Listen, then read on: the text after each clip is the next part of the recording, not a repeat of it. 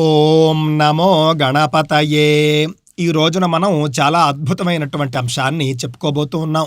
అదేమిటి అని అంటే, హిందూ ద్వేషులు చాలామంది హిందూ ధర్మంపై దుమ్మెత్తిపోయాలి అనంటే కనుక ఉపయోగించుకునేటటువంటి ఒక గొప్ప అస్త్రం.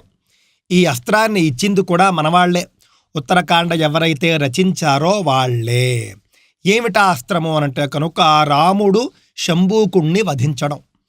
శంభూకుడు శూద్రుడు అని, శూద్రుడు తపస్సు చేయడం వల్ల, అంటే శంభూకుడు స్వర్గానికి పోవడం కోసం, సశరీరంగా స్వర్గానికి పోవడం కోసం తపస్సు చేయడం వల్లనే రాముడు శంభూకుడిని చంపేశాడు.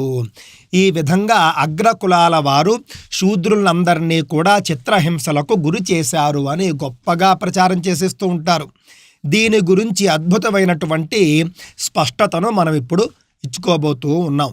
ఈ విషయం ఎక్కడుందండి అనంటే, వాల్మీకి రామాయణము అని చెప్పి ఉత్తరాఖండతో సహా అమ్ముతూ ఉంటారు చూసారా, ఆ ఉత్తరాఖండలో మనకు కనిపిస్తుంది. ఉత్తరాఖండలో 75వ సర్గ, 76వ సర్గ, ఈ 2 సర్గలు కూడా శంభూక వధను చెబుతాయి.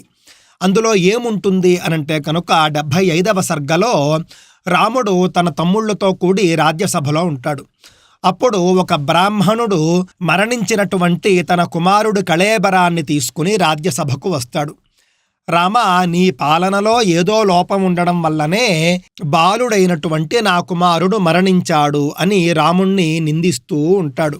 అప్పుడు నా రాజ్యంలో అధర్మం ఏమిటి, నా రాజ్యంలో లోపం ఏమిటి, నా రాజ్యంలో ఎక్కడ అధర్మం జరిగింది అని వెంటనే రాముడు పుష్పక విమానం ఎక్కేసి రాజ్యం అంతా కూడా తిరిగి తెగ వెతికేస్తాడు. వెతికేసినప్పుడు ఒక చోట చెట్టుకి వేలాడుతూ తలకిందులుగా తపస్సు చేస్తూ ఉన్నటువంటి శంభూకుడు కనిపిస్తాడు రాముడికి. శంభూకుడు వద్దకు వెళతాడు. వెళ్ళి నువ్వెవరు అంటాడు. అన్న వెంటనే నేను శూద్రుణ్ణి, ఏదో తపస్సు చేసుకుంటున్నాను స్వర్గం కోసం అని భయంగా చెప్తాడు శంభూకుడు.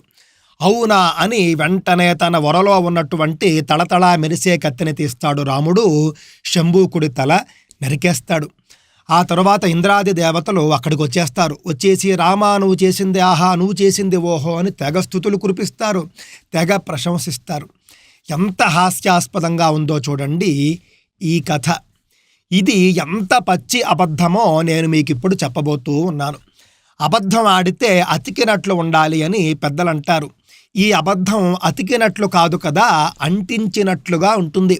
అంటించినట్లు మనకు స్పష్టంగా అర్థమైపోతూ ఉంటుంది. వాళ్లే ప్రచారం చేస్తూ ఉన్నటువంటి ఉత్తరాఖండలో 75వ సర్గలో మీరు గమనించినట్లయితే 18, 19 శ్లోకాలు చూడండి. రాముడు శంభూకుడితో అంటాడు, బ్రాహ్మణోవాసి భద్రంతే క్షత్రియోవాసి దుర్జయః వైశ్యస్తృతీయవర్ణోవా శూద్రోవా సత్యవాగ్భవ తపస్వి నీకు మేలు కలుగుగాక. అంటే రాముడు మొట్టమొదట ఏమంటూ ఉన్నాడు, ఓ తపస్వి నీకు మేలు జరుగుతుంది, నీకు భద్రం అంటే అభయం ఇచ్చేశాడు, నీకు మేలు జరుగుతుంది అని. అభయం ఇచ్చేసినటువంటి రాముడు నీవు బ్రాహ్మణుడువా, లేకపోతే క్షత్రియుడువా, వైశ్యుడువా, శూద్రుడువా చెప్పు అని అన్నాడు.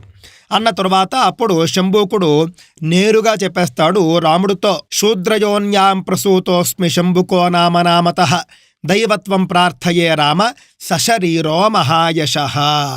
మహాయశస్వి అయినటువంటి ఓ రామ, నేను శూద్రజాతి యందు జన్మించిన వాడను, నా పేరు శంభూకుడు. నేను సశరీరంగా దివ్యత్వాన్ని పొంది స్వర్గానికి వెళ్ళిపోదాం అనుకుంటున్నాను, అందుకే తపస్సు చేస్తున్నాను అని అన్నాడు.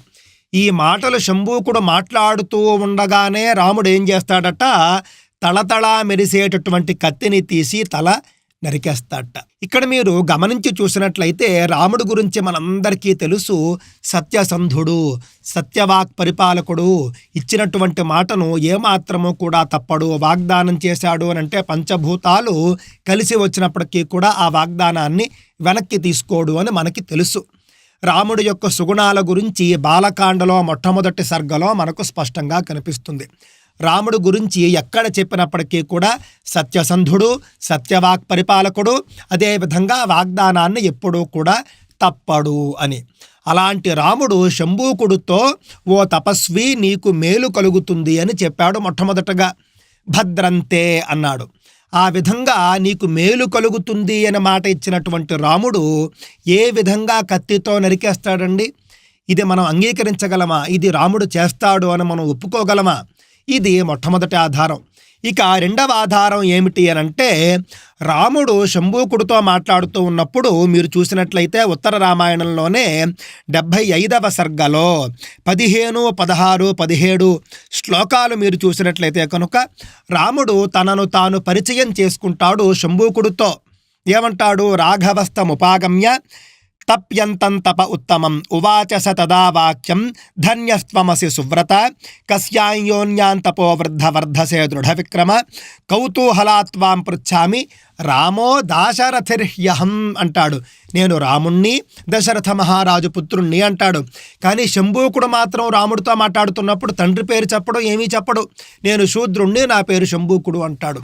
సాధారణంగా ఇలా ఎక్కడా ఉండదండి. పరస్పరము పరిచయం చేసుకుంటారు. వాళ్ళ కులగోత్రాలు చెప్పుకుంటారు. కులము అంటే వంశం, వంశం ఏమిటో చెప్తారు, గోత్రం ఏమిటో చెప్తారు, తండ్రి పేరు చెప్తారు. ఆ తరువాతే వీళ్ళ పేర్లు చెప్తారో వాళ్ళ యొక్క కార్యం గురించి చెప్తారు. ఆ యొక్క నియమాన్ని రాముడు పాటించాడు, కానీ శంభూకుడు పాటించలేదు అని ఇక్కడ వీళ్ళు చూపిస్తూ ఉన్నారు. కావున ఇది కూడా రెండవ ఆధారం, ఈ కథ అసలు జరగనే లేదు అని చెప్పడానికి. ఇక మూడవ ఆధారం ఏమిటి అనంటే అసలు ఉత్తరకాండ వాల్మీకి మహర్షి వ్రాయనే లేదు అని మనకు నిరూపిస్తుంది. ఏమిటి అనంటే మీరు ఒక్కసారి మళ్ళీ వాల్మీకి రామాయణంలో బాలకాండలో మొట్టమొదటి సర్గకు వెళ్ళిపోండి. దానిని శతశ్లోకీ రామాయణము అంటారు. 100 శ్లోకాలు. ఒకవేళ నేను గతంలో ఆ వీడియో చేశాను, అది మీరెవరూ చూడలేదు అని అంటే కనుక అది పూర్తిగా కూడా చూడవచ్చు. ఈ శతశ్లోకీ రామాయణంలో మీరు చూసినట్లయితే చిట్ట చివర్లో ఆ యొక్క శతశ్లోకీ రామాయణం ముగించడం కూడా రామ పట్టాభిషేకము, అదేవిధంగా రాముడి యొక్క రాజ్యం ఎలా ఉంది, రామరాజ్యం ఎలా ఉంది, రాముడి యొక్క పాలన ఎలా ఉంది అని చెప్పి ముగించేస్తారు వాల్మీకి మహర్షి. అదేవిధంగా మీరు వాల్మీకి రామాయణంలో కూడా యుద్ధకాండ చిట్ట చివరి సర్గ మీరు చూసినట్లయితే రామ పట్టాభిషేకం చెప్పేసి, అలాగే రామరాజ్యం ఎలా ఉందో చెప్పేసి రామాయణం ఫలశ్రుతి కూడా చెప్పేస్తారు. ఈ రామాయణం చదివినా విన్నా కూడా కలిగేటటువంటి ఫలం ఏమిటి అని. ఆ విధంగా ఫలశ్రుతి చెప్పేసినటువంటి వాల్మీకి మహర్షి మళ్ళీ ఉత్తరకాండ పేరుతో మళ్ళీ ఎలా మొదలు పెడతాడండి? అక్కడికి ఆయనే ముగించేసి మళ్ళీ ఆయనే మొదలు పెట్టేస్తాడా? ఇది మనం దృష్టిలో ఉంచుకోవలసినటువంటి అంశం. ఆ తరువాత ఇంకొక విషయం మీరు చూసినట్లయితే ఒక బ్రాహ్మణుడు వచ్చి, రామా నీ రాజ్యంలో ఏదో అధర్మం జరుగుతూ ఉన్నది, అందువల్లనే నా బిడ్డ మరణించాడు అని చెప్పాడు అని మనకు ఉత్తరకాండలో కనిపిస్తూ ఉన్నది. కానీ మీరు మళ్ళీ బాలకాండలో శతశ్లోకీ రామాయణంలో చిట్ట చివరి శ్లోకాలు కావచ్చు, యుద్ధకాండలో చిట్ట చివరి సర్గలో ఉన్నటువంటి చిట్ట చివరి రాముడి రాజ్యం ఎలా ఉంది అనే వర్ణన కావచ్చు, ఈ రెండింటిలో కూడా మీకు ఒక అంశం స్పష్టంగా కనిపిస్తుంది. ఆ అంశం ఏమిటి అనంటే వాల్మీకి రామాయణం యుద్ధకాండ 131వ సర్గ 100వ శ్లోకం. నచస్మ వృద్ధా బాలానాం ప్రేత కార్యాన్ని కుర్వతే. రామరాజ్యం ఎలా ఉండేది అని చెప్తూ ముఖ్యమైనటువంటి లక్షణం ఏమి చెబుతూ ఉన్నారు అనంటే, పెద్దలు బ్రతికి ఉండగా వారి పిల్లలు మృత్యువు పాలు కాకుండిరి. అంటే పెద్దవాళ్ళు బ్రతికి ఉండగా పిల్లలు చనిపోవడము, పెద్దవాళ్ళు పిల్లలకు ఉత్తర క్రియలు చేయవలసినటువంటి సందర్భము రామరాజ్యంలో లేదు అని స్పష్టంగా వాల్మీకి మహర్షి యుద్ధకాండలో చెప్పేశాడు. అదేవిధంగా బాలకాండలో శతశ్లోకీ రామాయణంలో కూడా మీరు చూసినట్లయితే రామరాజ్యాన్ని సంక్షిప్తంగా వర్ణిస్తూ బాలకాండ మొట్టమొదటి సర్గ 91వ శ్లోకం. నపుత్రమరణం కించిత్ ద్రక్ష్యంతి పురుషాః క్వచిత్. రామరాజ్యంలో పుత్రమరణాలు లేకుండును స్పష్టంగా ఉంది. ఏ విధంగా అయితే యుద్ధకాండలో పెద్దవాళ్ళు బ్రతికి ఉండగా పిల్లలు మరణించడం రామరాజ్యంలో లేదు అని చెప్పారో, అదే మాట శతశ్లోకీ రామాయణంలో కూడా ఉంది. మరి దీనికి భిన్నంగా మళ్ళీ వాల్మీకి మహర్షి ఉత్తరకాండలో వ్రాస్తూ తండ్రి బ్రతికి ఉండగానే బ్రాహ్మణ బాలుడు మరణించాడు అని ఎలా చెబుతాడండి? ఇన్ని ఆధారాలు మనకి శంభూక వధ అబద్ధము అని మనకు స్పష్టంగా చెబుతూ ఉన్నాయి. అంతేకాదు ఇంకొక 2 ఆధారాలు నేను మీకు చెప్పే ప్రయత్నం చేస్తాను. మీరు శబరి గురించి చూడండి. శబరి గురించి చూసినట్లయితే అరణ్యకాండలో కనిపిస్తుంది. శ్రీమద్ వాల్మీకి రామాయణం అరణ్యకాండ 74వ సర్గ. రామలక్ష్మణులు శబరి ఆశ్రమమునకు చేరుట. ఇందులో మనందరికీ తెలుసు శబరి గిరిజన స్త్రీ అని. అంటే బ్రాహ్మణ స్త్రీ కాదు, క్షత్రియ స్త్రీ కాదు, వైశ్య స్త్రీ కూడా కాదు.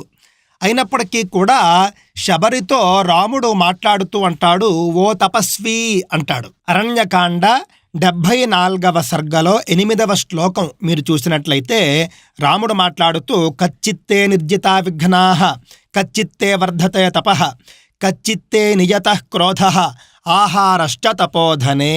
దీని అర్థం ఏమిటి?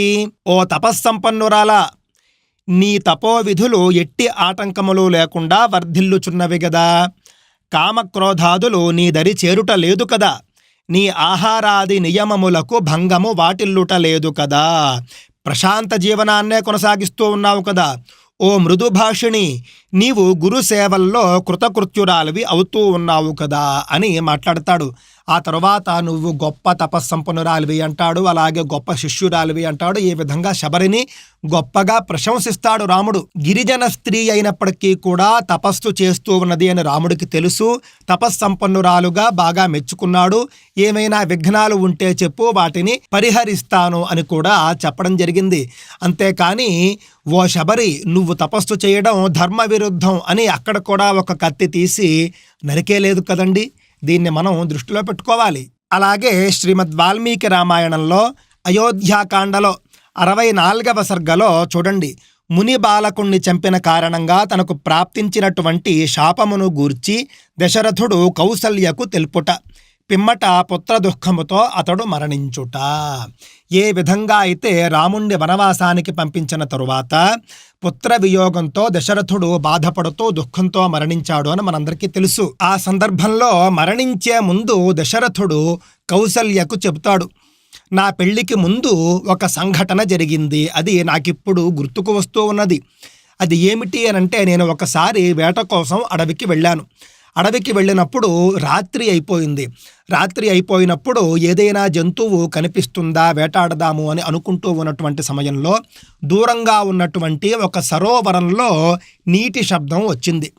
ఏదో జంతువు నీటిని త్రాగడానికి వచ్చింది అని భావించి, శబ్దభేది విద్య నాకు తెలియడం వల్ల నేను శబ్దాన్ని విని ఆ శబ్దం ఎక్కడి నుండి వస్తూ ఉన్నదో అక్కడికి బాణాన్ని విడిచాను. నేను ఎప్పుడైతే బాణాన్ని విడిచానో అప్పుడు ఒక మనిషి అరుపు వినిపించింది. నాకు వెంటనే భయం వేసి అక్కడికి వెళ్ళాను. వెళ్ళినప్పుడు ఒక బాలకుడు ఉన్నాడు. ఆ బాలకుడు తపస్వి, ఒక మహర్షి. అతని యొక్క మర్మస్థానంలో నేను వేసినటువంటి బాణము త్రగిలింది అని చెప్పుకున్నాడు.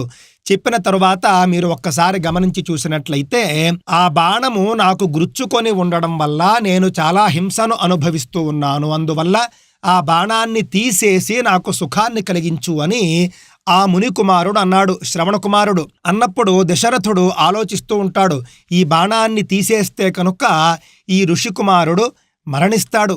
ఒకవేళ తీయకపోతే హింస పడుతూ ఉన్నాడు, మెలికలు తిరిగిపోతూ ఉంటాడు. ఏం చేయాలో దశరథుడికి అర్థం కాదు. అతను బ్రాహ్మణుడు, ఋషికుమారుడు. నేను చంపినట్లయితే కనుక, అంటే బాణం తీసేస్తే చచ్చిపోతాడు, తద్వారా బ్రహ్మహత్యా పాతకం వస్తుంది అని ఆలోచిస్తూ ఉండగా అప్పుడు శ్రవణ కుమారుడికి ఈ విషయం అర్థమై వెంటనే చెప్పేస్తాడు దశరథుడితో. శ్రవణ కుమారుడు చెబుతూ ఉన్నాడు, సంస్తభ్య శోకం ధైర్యేణ స్థిరచిత్తో భవామ్యహం బ్రహ్మహత్యాకృతం పాపం హృదయాదపనీయతాం నద్విజాతిరహం రాజన్ మా భూత్తే మనసో వ్యథ శూద్రాయామస్మి వైశ్యేన జాతో జనపదాధిప.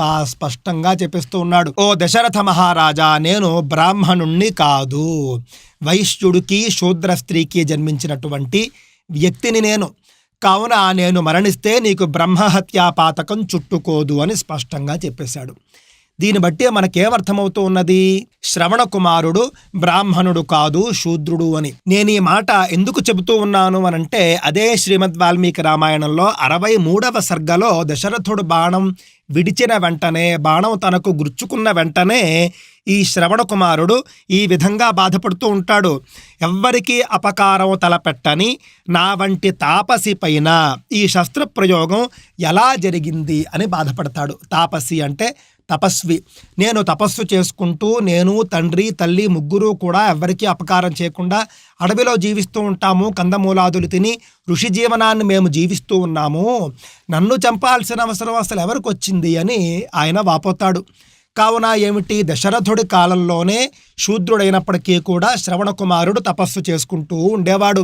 దశరథుడు తపస్సు చేస్తున్నందుకు చంపలేదు, జంతువు అనుకుని చంపాడు. తరువాత శాపాన్ని కూడా అనుభవించాడు. ఈ యొక్క శ్రవణ కుమారుడు తండ్రి ఇచ్చినటువంటి శాపాన్ని.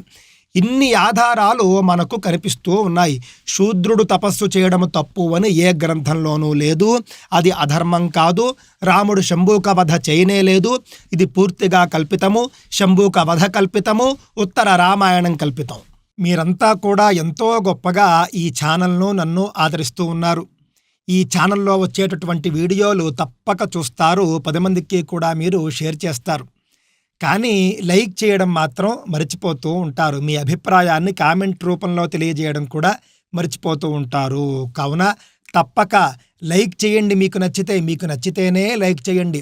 అలాగే మీ అభిప్రాయాన్ని కామెంట్ రూపంలో తెలియజేయడం కూడా మర్చిపోకండి. స్వస్తి.